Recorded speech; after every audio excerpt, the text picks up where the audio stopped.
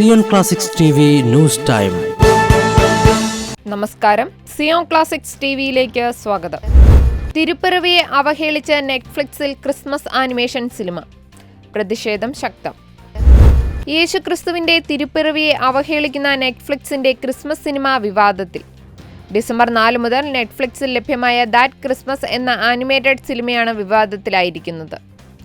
2003 ഇറങ്ങിയ love actually എന്ന സിനിമയുടെ സംവിധായകനായ റിച്ചാർഡ് കുട്ടീസിന്റെ കുട്ടികളുടെ പുസ്തക പരമ്പരയെ ആസ്പദമാക്കി നിർമ്മിച്ചതാണ് ഈ സിനിമ. സിനിമയിൽ കുട്ടികൾ അവതരിപ്പിച്ച തിരുപ്പിറവിയുടെ ദൃശ്യാവിഷ്കാര രംഗത്ത് യേശുക്രിസ്തു ഭ്രൂണഹത്യയെ പിന്തുണയ്ക്കുന്നു എന്ന് പറഞ്ഞ് വിവാദത്തിലായിട്ടുള്ള പോപ്പ് ഗായിക മഡോണയുടെ ഗാനശകലം ഉൾപ്പെടുത്തിയിട്ടുള്ളത് ഉൾപ്പെടെ സംഭാഷണങ്ങളും ദൃശ്യങ്ങളും സിനിമയെ വിവാദത്തിലാഴ്ത്തിയിരിക്കുകയാണ്. നിരവധി പേരാണ് ഈ സിനിമയ്ക്കെതിരെ രംഗത്ത് വന്നിരിക്കുന്നത്. ബെർണാഡെറ്റെ എന്ന കൗമാരക്കാരിയുടെ നേതൃത്വത്തിൽ ഒരു സംഘം സ്കൂൾ കുട്ടികൾ യേശുവിന്റെ ജനനത്തെ ദൃശ്യാവിഷ്കരിക്കുമ്പോൾ തിരുപ്പിറവിയെക്കുറിച്ചുള്ള ബൈബിൾ കഥയിൽ ഒരു പുനരെഴുത്ത് നടത്തുകയാണെന്ന് പറയുന്ന വിവാദ രംഗത്തോടെയാണ് ദൃശ്യാവിഷ്കാരം ആരംഭിക്കുന്നത്. യേശുക്രിസ്തുവിനെ കൂൾ ഡൂഡ് എന്ന വിശേഷണം നൽകി തിരുപ്പിറവി ദൃശ്യാവിഷ്കാരത്തിലുടനീളം ക്രിസ്തുമസിന്റെ യഥാർത്ഥ സന്ദേശത്തിന്റെ അവഹേളനമാണ് നിറഞ്ഞു നിൽക്കുന്നതെന്ന് ക്രിസ്ത്യൻ മാധ്യമങ്ങൾ റിപ്പോർട്ട് ചെയ്യുന്നു. യേശുവിന്റെ താടിയും നീണ്ട മുടിയും പരാമർശിച്ചുകൊണ്ട് യേശുവിനെ ഒരു പരിഷ്കാരിയാണെന്നും സിനിമയിൽ ആക്ഷേപിക്കുന്നു. വർഷാവർഷം വിരസമായ ക്രിസ്മസ് സംഭാഷണ കഥ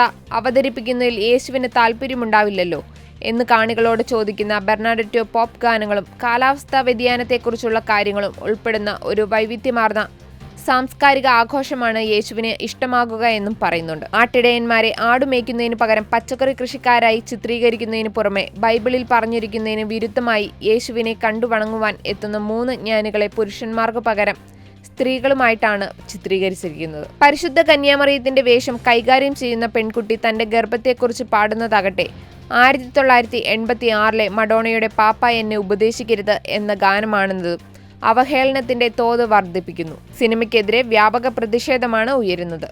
തിരുപ്പിറവിയെ പരിഹസിച്ചുകൊണ്ടുള്ള സിനിമ അതിന്റെ പരിധികൾ ലംഘിച്ചുവെന്ന് സ്റ്റുഡൻസ് ഫോർ ലൈഫ് ഓഫ് അമേരിക്കയുടെ സൗത്ത് ഈസ്റ്റ് ക്യാമ്പസിലെ ഫോർമേഷൻ കോർഡിനേറ്ററായ മേരി ലോഗൻ മിസ്കെ സമൂഹമാധ്യമത്തിൽ കുറിച്ചു. മാതാപിതാക്കൾ ഇപ്പോഴും നെറ്റ്ഫ്ലിക്സ് വരിക്കാരാകുന്നത് എന്തുകൊണ്ടാണെന്ന് തനിക്ക് മനസ്സിലാകുന്നില്ലെന്ന് ബ്ലേഡ് മീഡിയ സമ്പാദകനായ അലേൻ മാഷ്ബെൽ പറഞ്ഞു. സിനിമയുടെ പിന്നിലെ നിഗൂഢ അജണ്ടയെ കരുതിയിരിക്കണമെന്ന മുന്നറിയിപ്പും അദ്ദേഹം നൽകുന്നുണ്ട്.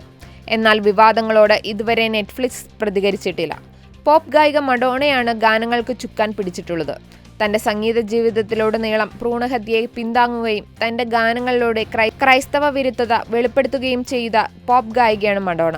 2019 ഒരു ഓസ്ട്രേലിയൻ ടോക്ക് ഷോയിൽ വെച്ചാണ് ഭ്രൂണഹത്യയെക്കുറിച്ചുള്ള കത്തോലിക്ക സഭയുടെ നിലപാട് മാറ്റണമെന്ന് മഡോണ ആവശ്യപ്പെട്ടിരുന്നു. കൂടുതൽ ക്രിസ്തീയ വാർത്തകൾക്കായി ഈ ചാനൽ മറക്കാതെ സബ്സ്ക്രൈബ് ചെയ്യുക.